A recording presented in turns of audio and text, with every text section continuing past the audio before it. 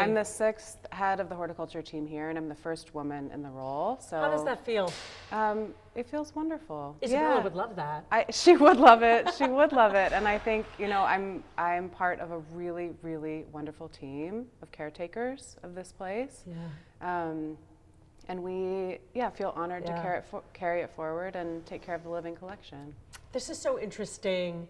To Victorians, flowers had very particular meaning. Yes. What did nasturtiums mean to Isabella? So nasturtiums are a sign of strength and hope. Patriotism, I read. Right. So like the flower itself is like a shield, or the leaf, like that big round leaf that looks like a lily pad. And I love that Isabella wanted to experiment with this flower in particular because Victorians would have known it very well. Because it wasn't native to Europe, right? It had to come from South America? Right, it was from South and Central America, and this particular variety, Gleam, was discovered outside a convent in Mexico. Wow. And so we still grow the same variety that Isabella and her gardeners grew over 100 years ago. That's incredible. What do visitors tell you when they see them for the first time? I mean, what I see people's shoulders come down. I see just like the welcome medicine of bright color after such a dark winter. I see people gathering here with loved ones year after year, like this is the ritual that kind of grounds them in the moment that spring is kicking off. And I think that's a real honor. It's so unique. And this is a big undertaking. They're massive, they're heavy. How many people are on your team that hang up these nasturtiums every year? Yeah, so we're a team of 7, and we work on this display 9 months of every year. Wow. So, you know, just about the time the display ends, we're about to start again. We start these plants, so all the vines are 20 to 30 feet long. We start them from seed in June. We grow them all the way through the summer, and then we grow them through the arc of the winter in a greenhouse, removing every flower every day. Tens of thousands of flowers removed to get the plants into this long sculptural form. And then just after the spring equinox, they come into the courtyard. I find it fascinating that there's actually a painting of the nasturtiums in the courtyard in the museum. Yes, yeah. I mean, what a treat to have the evidence, right? that like, they were here. Arthur Pope painted, in 1919, Arthur Pope painted the nasturtiums in Fenway Court. And so that's our evidence of the last time they were installed during Isabella's life. Just incredible. Is there anything else you think people should know that I haven't touched on? I think, because we'll walk around a little bit. But yeah, let's see. Just like, that's all great. And that was just perfect. Yeah, why the particular like orangey color? So nasturtiums grow in a lot of different colors, but this was the color that Isabella grew. She chose it. I think it's really lovely against the stucco walls of the palace. I think perhaps that's why she chose it. And there's a trio of plants in this installation that have been shown together since Isabella's day. So the nasturtiums hanging from the 3rd floor balconies, the clivia, a South African native in the garden, and this bright, bright cobalt blue center area in the boxes in the perimeter. So that's the trio. That's the kind of like high contrast, high saturation trio that's been in this space that whole time. And she was such a colorful character. Yes. It's perfect that she would have known Right. all these would go together and really leap out at the Right, beginning of spring. and we don't kick off spring with pastels, right? No, It's like come out with a bang. That's great. Last June. June. Yeah, 9 months of every year we work on this display. It's just so magnificent. It's almost perfect that you're inside a greenhouse. Yes, Right? yes. Oh, just incredible. It is the most beautiful stone in the world.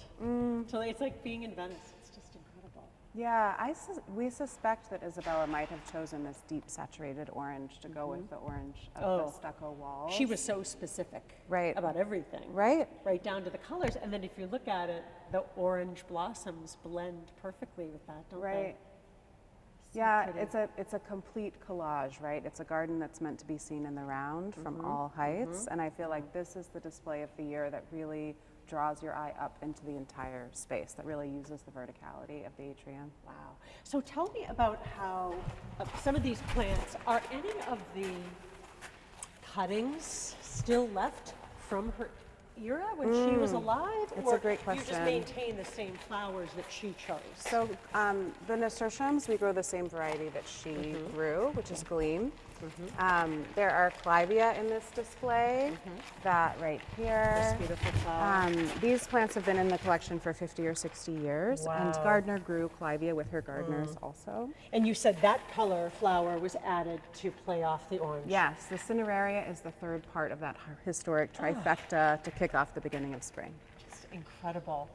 And I love the ferns. You know, it is interesting when you walk through and you think about all of the beautiful statuary she chose.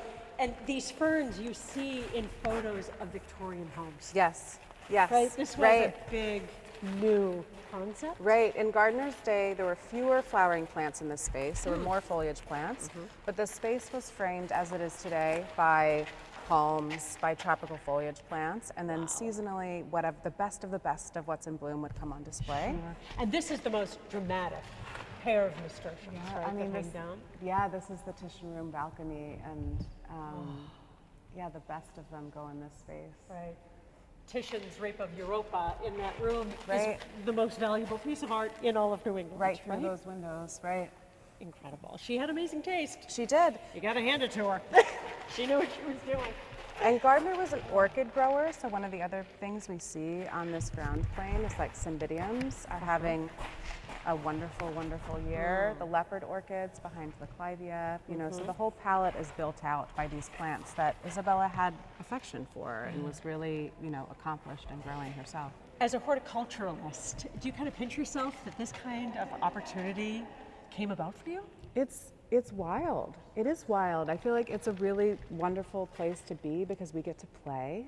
You know, we really get to like push the limits of season extension to have nasturtiums on bloom the last week of March. It's like kind of a wild thing to attempt, but I mean, the team is incredible. The team here, I feel very lucky to be part of a group of people who are devoted to growing plants to make people happy, right? Delight. The And to goal is augment delight. art. Yes.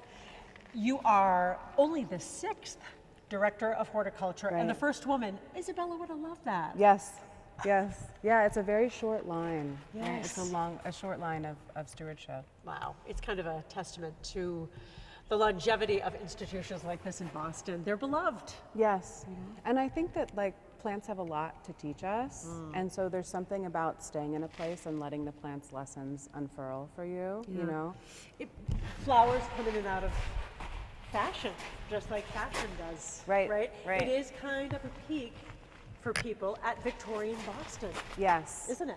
Well, it's both, right? So I think so there's 10 seasonal displays in this space. Every display has a plant that goes all the way back to Isabella. Wow. But the way that the plants are displayed and all of the kind of companions around the show are different, right? So this is a garden that has a historic line, but it is reinterpreted by gardeners of today every year. So there's innovation all the time. Right. Which she also would have loved. Absolutely, So right? people can come see the nasturtiums. They only flower for about 3 weeks. Right, right. Brief, bright season. And so you have to capture it while you can. Yes, Yeah, amazing. So it's from now. Her birthday's April 14th. right. And This year they'll be done by then. Right, they'll be on display through April 13th.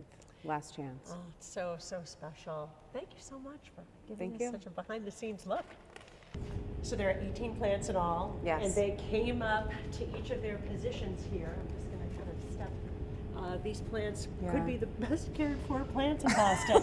They're New very England. well cared for, yes. Amazing. Yeah, so these were all clipped out of the greenhouse ceiling yesterday. They were carried one at a time, you know, like bridal train style they're very into a heavy. truck. They are.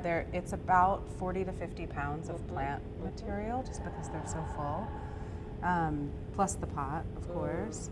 And then they're carried one at a time up the stairs and draped down the balconies. Yeah. It must feel like a very special experience It to does. get to It do feels this. ritualistic, honestly, because spring has been marked in this particular way in this place for over a century. There's something it's over the top. It's meticulous. It's just as she intended it. Yes, yes.